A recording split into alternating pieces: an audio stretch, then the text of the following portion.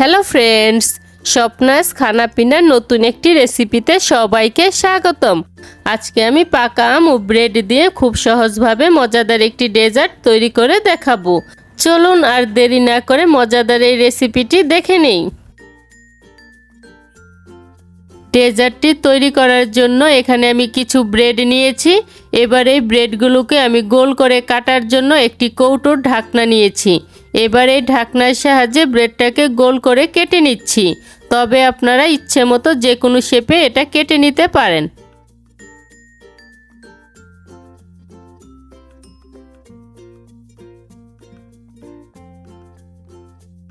ঠিক একই রকমভাবে আমি সবগুলো ব্রেডই গোল করে কেটে নিচ্ছি। এবার একটি বাটিতে নিয়ে নিচ্ছি 3 টেবিল চামচ কাস্টার্ড পাউডার ও আধা কাপ দুধ দিয়ে এই পাউডারটাকে আমি ভালো করে গুলে নিচ্ছি। তবে অবশ্যই ঠান্ডা দুধ দিয়ে কাস্টার্ড পাউডারটা গুলে নিতে হবে।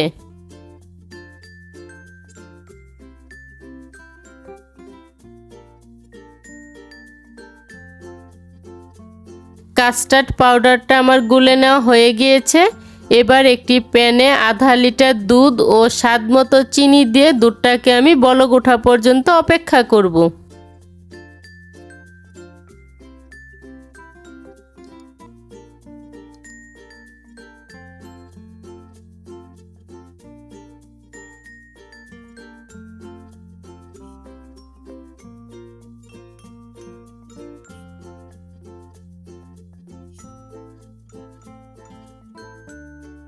দশ মিনিটের মতো জাল করে নেয়ার পর দুধটা বলক উঠে এসেছে এবং দুধের পরিমাণটা কিছুটা কমেও গিয়েছে।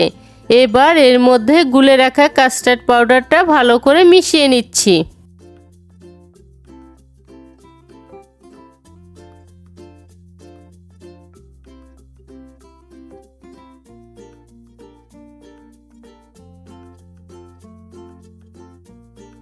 কাস্টার্ড পাউডারটা দিয়ে প্রায় 2 মিনিটের মতো জাল করে নেওয়ার পর এবার এটাকে আমি নামিয়ে ঠান্ডা করে নিচ্ছি।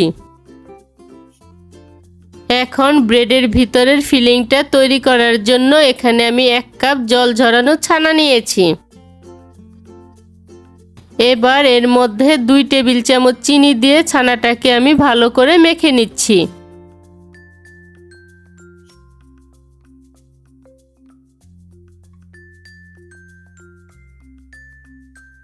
এখন এই ছানাটাকে আরেকটু টেস্টি করার জন্য 2টি পাকা আম ব্লেন্ডারে পেস্ট বানিয়ে নিয়েছি। এবার এর থেকে কিছুটা পরিমাণ দিয়ে ছানার সাথে ভালো করে মেখে নিচ্ছি।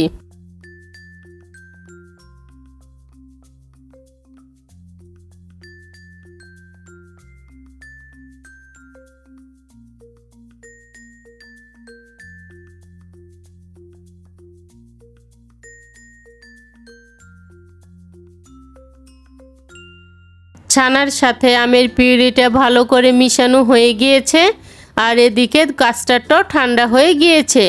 এবার এর মধ্যে বাকি থাকা আমের পিউরিটা ভালো করে মিশিয়ে নিচ্ছি।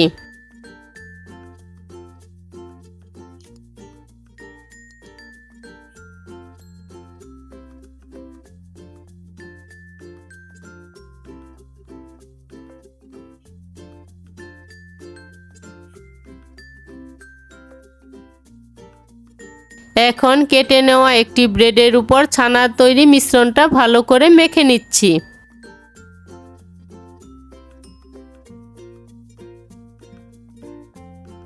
একই রকম ভাবে আমি আরেকটি ব্রেডের মধ্যে ছানার মিশ্রণটা মেখে নিচ্ছি।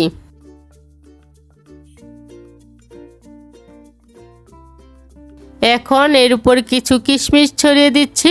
তবে কিশমিশের পরিবর্তে এখানে বাদাম কুচিও দিতে পারেন।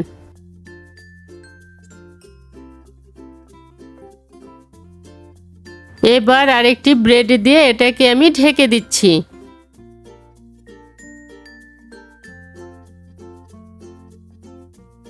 এখন এর উপর আমি তৈরি করে রাখা কাস্টার্ডের মিশ্রণটা দিয়ে দিচ্ছি।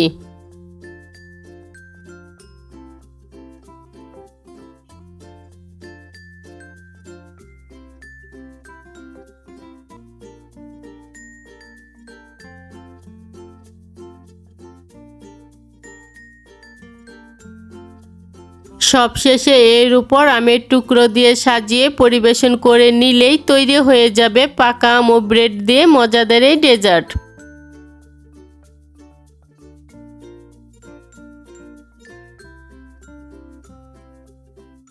আমের এই সিজনে মজাদার এই রেসিপিটি একবার হলেও ট্রাই করে দেখবেন, আর কেমন হয়েছে তা আমাকে কমেন্ট করে জানাবেন। ভালো লাগলে লাইক, শেয়ার এবং সাবস্ক্রাইব করতে ভুলবেন না। আজকের মতো এখানেই বিদায় নিচ্ছি। দেখা হচ্ছে পরবর্তী নতুন কোনো রেসিপিতে।